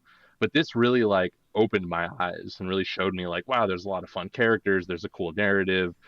I'm not like super puzzly, so I usually use like a guide for like puzzles. Yeah, but I love, definitely used like, a guide for like half of Broken Age. Broken and Age. those puzzles are Yeah. tough. Yeah. Broken Age is no joke. Although I One of love, man, the Elijah Wood's character in Broken Age, so good, Mm-hmm. so Well, good. that's why like there's so many great characters in there, and I remember like I remember Will Wheaton's character and Jack Black's character, Yeah. and like there were so many great characters in there, and I was so excited to just go around and meet new people. And no spoilers too, but there's also like this revelation that kind of blew my mind. Like I had just never really thought about like what they were doing and how it would like work that way, and it just like blew my mind. And it just like there's so many fun things in there, and there was cool characters and interesting puzzles. And I remember there's like there's trees that talk, and you need sap from it. And what you have to do is like take an axe and hit one of the other trees, and the other tree like throws up sap because of like what he just witnessed. And it's like Mm-hmm. there's just a lot of really weird and interesting, funny things going on. And like I really like that game. And then my point there earlier too was like it showed me adventure games from Tim Schafer and other people. And now like since then I played Grim Fandango and Full Throttle and like all these other amazing games. And it's like, but I think it really spawned off of this like one really amazing game, Broken Age, that's like built off the backs of all these other incredible adventure games. Yeah, and just from like an industry perspective, like them kickstarting that game launched like so many other game kickstarters that would come after it. Like the success they found with that led directly to something like Pillars of Eternity, and just a ton of other like it. Pulling from the Blood, Sweat, and Pixels book on the Pillars of Eternity chapter, like they absolutely looked at Tim Schafer and what Double Fine was doing with Broken Age when Obsidian was like, we need a game because this deal with Microsoft fell through on this project, and so we need something. And people basically looked at that and were like, well, here's an idea we would love to do. We can crowdfund it. And you know, it was off to the races. And we've seen so many of those instances since. So from an industry standpoint as well, Broken Age, I think, doesn't often get enough credit for that. I think like that's another forgotten aspect of that game was like the success that had led to so many other things we've seen. We wouldn't have probably a Shovel Knight without a Broken Age, stuff like that. That's true. Or It even really. like, Yeah, go ahead, Frank. Sorry. sorry, I was just gonna say real quick, or even like with what Iga did with like I forget the Bloodstained. name, Bloodstained. Bloodstained, and even same thing with like Mighty Number Nine and like I And think those two Ukulele were- and Well- stuff like that. Yeah. Well, those two. Well, I mean, we wouldn't have them, but like, I'm not like- saying you I mean, necessarily Mighty need Number them, Nine, I'm just especially like, I'm ukulele, whatever. Especially Mighty Number Nine. Like, well, we could have gone Yeah. with that Mighty Number Nine. no, that's a great pull, and yeah, I remember like finally sitting down like over a weekend or so with my Vita and with Broken Age, and just being like I had started that game, got a little way into it at some point, and was like, I like these characters, but the puzzles are starting to just like I don't know what it's asking me, what it wants me to do. So I finally just was like, all right, let me pull up a guide on my phone and just kind of go through alongside the guide and just kind of like enjoy the story and not really have to worry about the nonsense that Tim Schafer like has go through his mind that leads to you have to like murder a tree so another tree is so dissettled by the by that like the herbicide or whatever you just committed that it vomits out the sap you need or for a mission or whatever. Yeah, and the cloud shoes stuff and all sorts of like just weird little puzzles and stuff. It was like delightfully quirky, but also like I was never going to come up with that solution myself. So thank you to all the guide writers out there that did. honestly though too, because for me the only way to go with that is with a guide, and because there's also one puzzle that's random, and so a guide can't help you because it generates every time you like spawn in. So even if you reload, it's not the same answer it was last time you loaded. Are you So talking you the have to- knots one? The Yeah. like, and so that one is just like here are the options. If they say this, this is what they're looking for. Yeah. And like that one took me forever because there's like a trophy to do it perfectly, and that took me a while. And the only bad thing I can say about it is that the trophy list is fine, except for there's a speed run trophy where you have to beat the entire game in like an hour. And I just like at the peak of me playing this game, I probably could have done it, but now it's been so long I just can never do it. And so I'm one trophy short of this platinum on this amazing game, and I'm still salty about it 5 years later. That's, I know that feeling. Persona 4 Golden, fuck you. See, that's the thing. I'm one trophy short on Persona 4. I'm one trophy short on Hotline Miami. Like, oh god, 5 years ago was a rough time. I'm one trophy short on Fall Guys now. Fuck you, infallible trophy bullshit. No, that's a great That's a pull. bullshit trophy. All right, so let's run through some Honorable honorable mentions. So the three that I had still on the list that we did not cover. One of mine was Headlander from 2016. Great, just quirky Castlevania, Metroidvania type game where it has like this like 70s VHS aesthetic kind of vibe to it in space. And the whole thing was like you were a floating head that like had to take over other bodies to get access to different spots of the ship and get abilities and stuff like that. Great little thing. Also, I reviewed that for Pixel Pulse Radio before they ended up merging with OK wow. Beast way back in the day. And so that's a review that is lost to time unless Alex Van Aken backed any of that stuff up because I definitely don't have it anymore. I think it was all merged. Pixel Pulse Radio stuff was all merged into OK Beast. If I recall correctly. I tried You might looking not have for done like reviews actually, you know. for my review at some point and never found it. So, but anyway, Battle Chef Brigade is another one. Is my number 10 in 2017. Wonderful little like anime match 3 / action hack and slash game, like a weird mashup of those three kinds, and not match 3 technically because it uses weird like rotation mechanics and stuff like that, but just a great little thing. I would love to see like a proper anime like made out of that series because it was such a fun concept and idea. Yes. And then a game that I maybe infamously played and touted while we were at Extra Life I guess this would have been 2018 given that it's on my 2018 list. West of Loathing. I notoriously You were playing that while I was dying. Yeah, you were dying from Buffalo Wild Wings, and I was May they burn playing in hell? West of Loathing pretty much all weekend, and arguing that this was the best cowboy game that came out in 2018 because I did You're not wrong. like Red Dead Redemption 2 at all. But West of Loathing is a stick figure stick figure RPG with just like such a fun, biting humor. That I highly recommend to anybody. It was another like PAX darling for years and had come to PC for that, but when it finally came to, and admittedly, I probably played this on Switch, so I also violated my own rules here.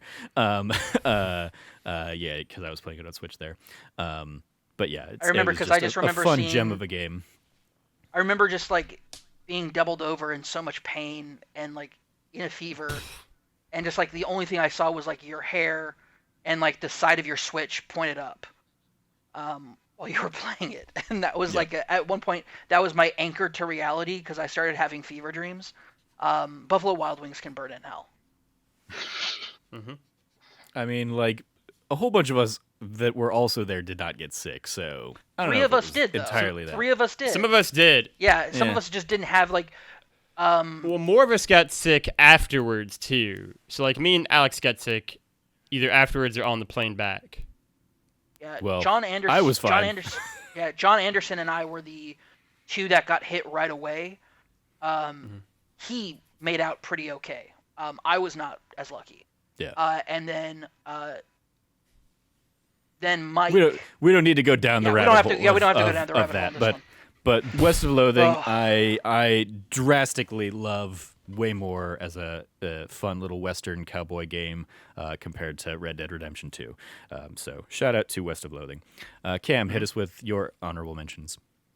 I think it's pretty cool that you brought up a game from that PAX or that Extra Life with Irrational Passions, because I too have a game from that Irrational Passions. It's called Oscar 120%, baby. I'm joking. Dreamcast bullshit does not count. Yeah. Sega Saturn. It always does. Bullshit. Oh, Sega Saturn. Sega Whatever. Saturn bullshit. I was so checked out that Extra Life, if you recall. So I do. That's Everybody got right. obsessed with that. I was like, this is not a thing I want to be a part of.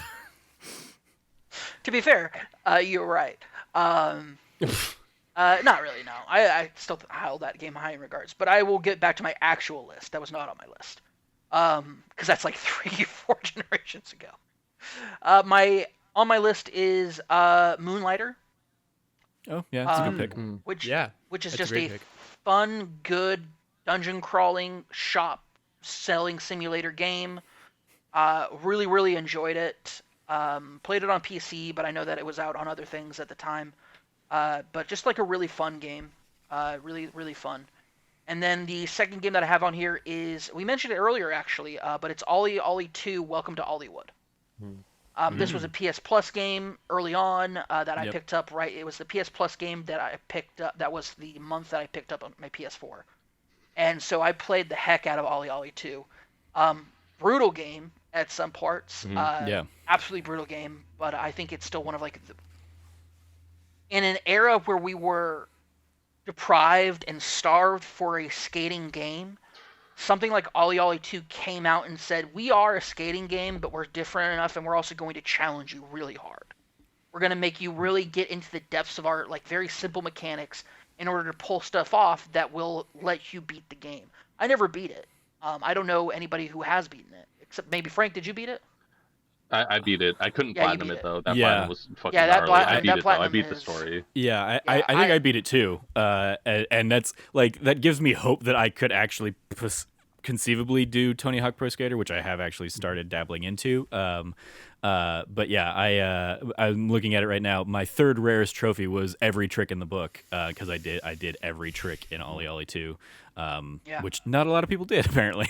I couldn't even do that one because I played it on Vita, and the Vita sticks weren't good enough for me to do some of the technical tricks. Oh, I did too, and I still pulled it off. So yeah, it was like, it was a struggle. It's just such a that was such a great game. I think it's just this like very early on gem of a game, 2015, that just holds a special place in a lot of people's hearts. But just really, really enjoyed it. But yeah, that's the end of my honorable mentions. Cool. Logan, hit us with yours. Yeah, I have a few. Beginning with one that it's a weird, ambiguous zone. That's why I didn't include it on my actual list, which is Night in the Woods. because it is in the bottom half of my Game of the Year list that year. Again, another indication that 2017 is a pretty great year for games. It was number 8 for me. Night in the Woods is one that I have such a weird relationship with, and I think Trevor knows a little bit about this, where I feel like everyone, whenever they talk about Night in the Woods, in particular George Cruz, very prominently at IP, and we had this kind of debate back and forth all the time during Game of the Year for that year. He, in his review for the game, described it as like drinking a cup of, hot chocolate on a cold winter day. And I very much came at it from the other end of the perspective where I think Night in the Woods is like a super sad, depressing game. Like, it really is just a depressed game. I think it's sort of like one of the more bleak games I've played in recent years. And so I really was drawn to it for that end of things. I think it's very much reflected in the feature I wrote for Night in the Woods back at IP, which is much darker than kind of my usual writing. But I also think it's very good. I think the ending is certifiably fine, but the rest of the game is really, really great. Very dark, very bleak, very nihilistic, but it has such a kind of charm, and it works to it, and I could just hang around Possum Springs all day long, and I have, because Possum Springs is very similar to a lot of kind of post-industrial Midwestern towns. Night in the Woods is one of the games I wanted to shout out real quick. Yeah, it was my number 6 that year. Checking it up. That was definitely high up on my list too. I didn't beat Night in the Woods, but I got about halfway through. Somebody told me I made it about halfway through. It's a game that speaks to a part of our country and our American culture that I'm not. 100%. I don't have a touchstone to. I'm not from a small town. I don't have any history or background in a small town. My family, like historically, my family on my mom's side has never lived in small towns since they migrated to America. Well, that's not true. There is one part of it, but that's a farming community. It wasn't even a real town. A bunch of farms all in the general vicinity are called something, and it's not a town. Going to town meant going to like Syracuse or Schenectady, like real places.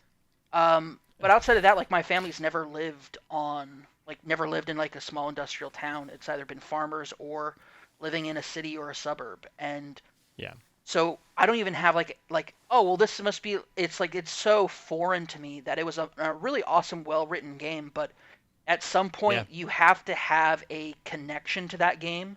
And I was just lacking it, so I never finished it. But I did think that it was a really standout, stellar game. I know that it was, it's funny because Moises, formerly of OK Beast, he's now like a news reporter in Brooklyn. He is, I refer to him as my son. He was so deeply invested in that game emotionally that I really wanted to give it the best shot that I could. Because I thought, well, if even if I'm feeling this way, then I'm like, but Moises really connected to it. But when he talks about it, it's like people get something out of this game that I just could not find in it, and I had to stop playing it because there were other games I had to play, but before end of the year. But it is well written and well done, and like it does, I think, capture a spirit of Americana that is so prevalent in so many places. And I think one of the things for me too was, right, I mean, whether it was George or Moises or like Monty or so many other people who I would argue are not necessarily known for their kind of buoyant optimism as I am, and they all kind of subscribe to the same theory of it being much more of a kind of a hot chocolate game and much more of a kind of a game that makes them feel warm. And I, who am kind of the optimist, came from very much another perspective, and so I always thought that juxtaposition was kind of interesting as well. I don't understand how people come to it like it's a warm cup of chocolate. I'm like, well, certain relationships are, but it takes place in a dying / dead town. Like this town is dead. Yeah, it's dying. The line at the unemployment office is the job that almost every person in that town has. It's the they love the warm hot chocolateness of the Fox character, whatever, going yay crimes and like swinging his arms. Yeah. Admittedly, that is joyful and joyous. But Yeah. yeah, Night in the Woods is one of them. The other one is a game very different than Night in the Woods. I don't even know if I could call it a good video game. I think it's okay at best, probably. And that is Earthfall from 2018, which made my honorable mention list. Earthfall is just your most average-ass shooter. Just imagine the most average shooter ever from 2018, and that's Earthfall. But it was a video game that I played with Jarrett and Mike and Scott, all of IP. We all kind of teamed up together to just go through the game because Jarrett was doing a review for it, and it ended up being a fun experience. It was one of those early games where just like playing it with kind of the editorial side of things made me enjoy it more, as me and Trevor playing through that Nerdy Site's 2019 Game of the Year, Borderlands 3, last year, also kind of showcase. And it's very similar to that. Obviously, not as good as Borderlands 3, but in a very kind of similar vein. So I always kind of have a soft spot for Earthfall for that reason. And then the other two games I just wanted to run over. The next one is Sonic Mania, which is the best Sonic game ever made. Yeah. I don't know That's how just that's a fact. hidden gem or a forgotten gem. People don't shut up about Sonic Mania. I don't feel like they don't talk about that. I mean, for me, it's a hidden gem because like it's because 10th. people don't care It about was Sonic. 10th on my list. Yeah, it was If like people 10th talk on my about list for Sonic, Game they of the go, Year. "Well, Sonic Mania is a great game." Anytime anybody Mania is brings a up great game. Sonic, and that's enough on but the Sonic internet Mania- because there's enough Sonic. And that's why again I didn't have it on my main list. Just had like an honorable mention. It was number 10 for that year. You know what? And then the last you brought one, in a PC game and a Nintendo Switch game into your list, so it makes sense. yeah, right. And then the final game that I wanted to shout out was Speedrunners, which I believe we played a little bit of during that our almost- actual launch that stream almost made last my year. list. Yeah. Speedrunners is great. Again, that's another one where if it didn't have such a bullshit platinum, I'd have like platinumed that and like 100% of that game. It's a ton of fun. I love all the different maps, different areas. The campaign is fun and goofy and tongue-in-cheek. And yeah, we had a lot of fun with it last year. It is a great multiplayer kind of game, and yeah, it's a game I really enjoyed. Yeah.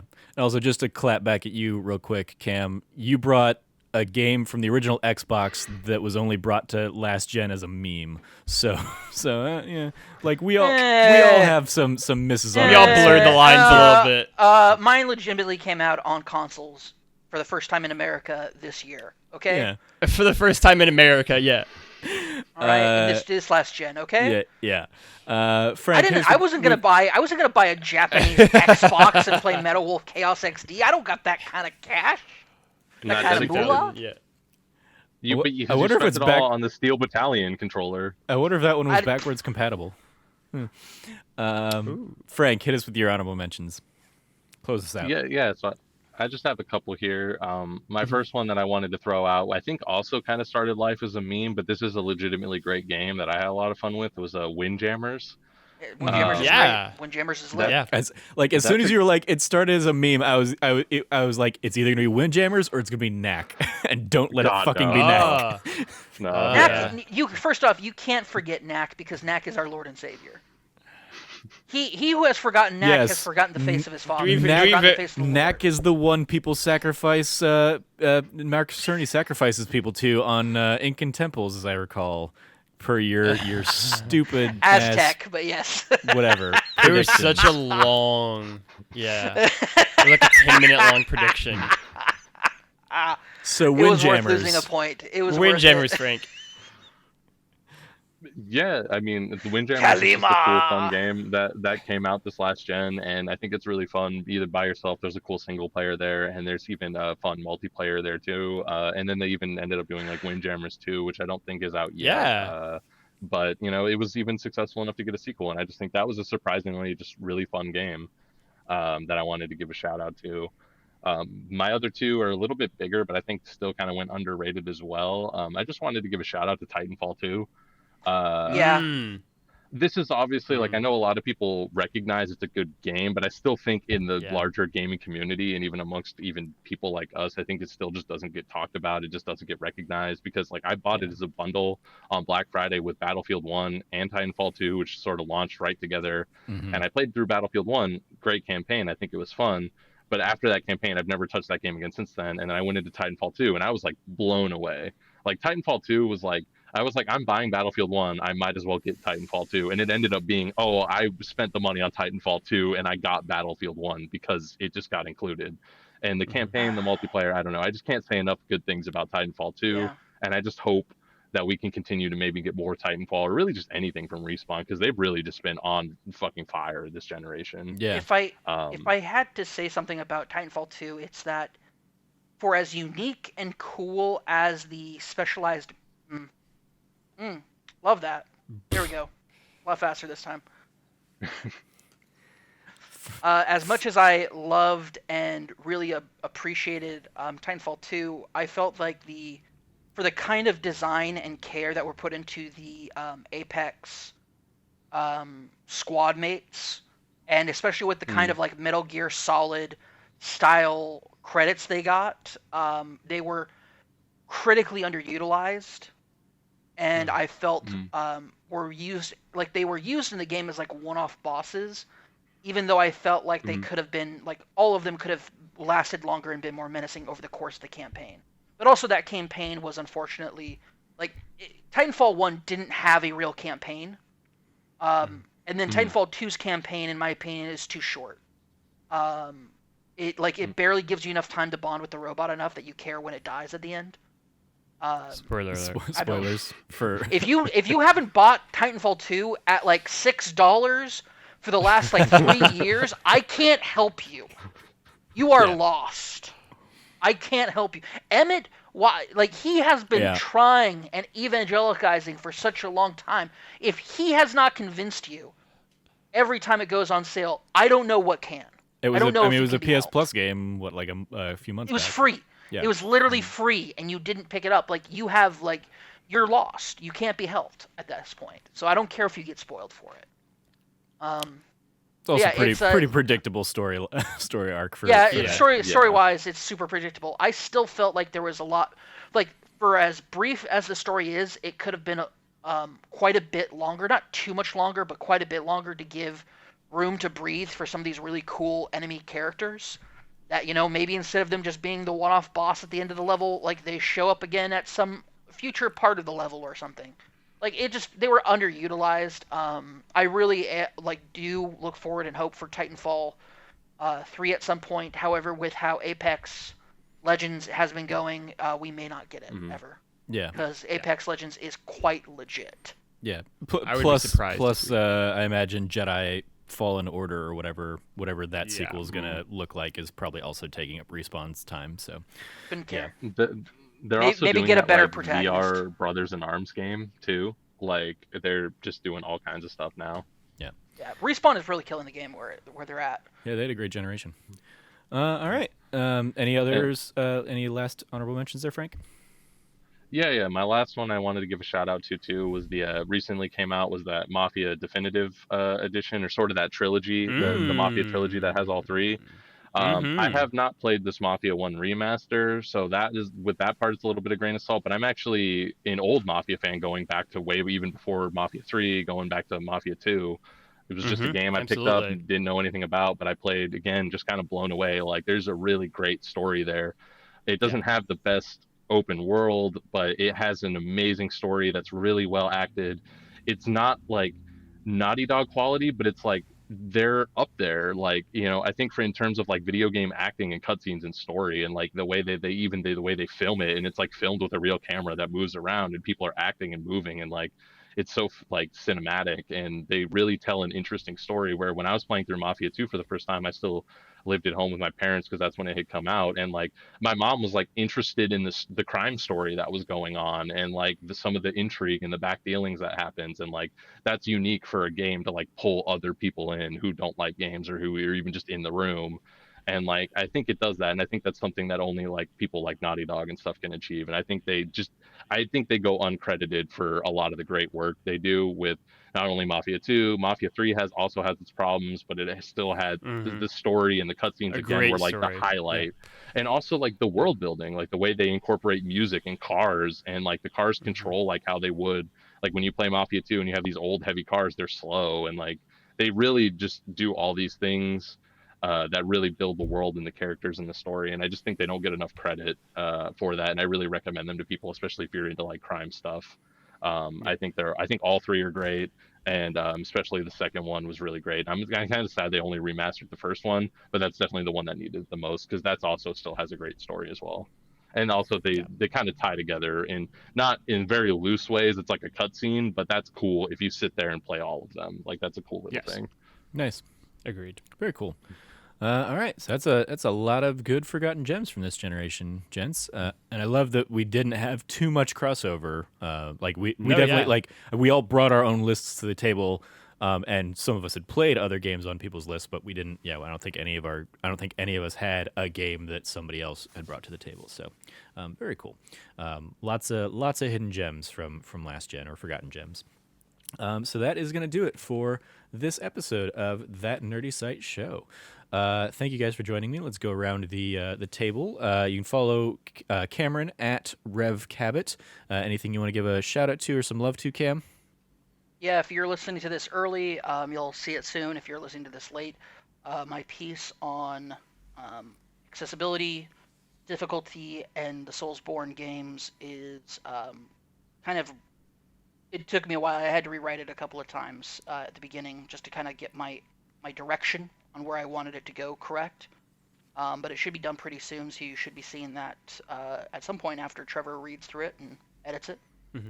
And yeah. Cool. You follow Logan at Lefty Logie. Anything you want to give a shout out to, Logan? Yeah, I will give a shout out to Trevor's Let's Plays. Go check them out. They're very good over at youtube.com/thatnerdyside. I would assume or something like that. Yeah, they're all very good. The latest Demon Souls one gets very good. I can't give enough shout outs to his Donkey Kong one in particular because it's just amazing to watch. Truly something special. Watch a 35-year-old man rage so hard over a 25-year-old, 30-year-old game is so good. Yeah. I didn't rage that hard. He didn't rage. It's just very funny to see. And to be there's a lot of to be fair to Trevor, faces he did from pretty The good. Yeah, there's a lot of Jim face from The Office that are great. And again, I'm just glad that Trevor also recognizes that the second level of Donkey Kong is total bullshit, 100%. and that you can just fall from an inch away and die, and it's just absolute garbage. And I appreciated that because I very much shared that sentiment. Yeah, that was There's one that in particular that's like iconic. Through both the Donkey Kong one as well as the Mario Brothers one that came out. Mario, the guy known for jumping, has some really crappy jumping in those early games. Yeah. Or really terrible ability to jump in those early games. He was just starting out, like he was still way down from all the pasta. He still figured it out, yeah. But also realized worked out yet. Before he was Mario, he was Jumpman. Jumpman. So no real excuse when you put it in his name. It should kind of be a thing that he can do. Listen, not everybody when they do something, it's a 10 out of 10. Sometimes there are bad days, there are bad moments. Sometimes you slip on a banana peel. You don't see the banana peel. You're on the side. You can't see what's going on. Sure. You also are on inside his head. He's thinking about, like, I'm in this weird place. I've never been here before. Did Luigi give me bad shrooms? Like, what's going on? Why is this monkey throwing barrels at me? Yeah. Like, what's going on? Like, why am I at a construction site? Like, I know I'm a plumber, but why am I here? Yeah. Like, why am I here during, like, where are the police? This is a kidnapping. What's going on? Pauline, my girlfriend, what's she doing with this guy? Yeah. Well, thank you for that shout out, Logan. You can follow Frank at Irrelevant Jokes. Anything you want to give some love to, Frank? Yeah, no, I'll totally second Logan's shout out there, and give some love to our YouTube channel and your fire Let's Plays there. Thank you. It's you can follow me at Trevor J Starkey. The Let's Plays are fun. I'm glad they are bite size. And as of recording this, I'm gonna try and clip out some of my Demon Souls stream that I did yesterday into some like Trevor Plays Demon Souls Let's Plays as well. So I'm probably going to intermix the NES Classic ones with some Demon Souls stuff here for the next few weeks. So, yeah, you can check out all of that stuff over at our YouTube channel, youtube.com/thatnerdysite. You can follow all of us over at That Nerdy Site or check out thatnerdysite.com for all the latest content from us.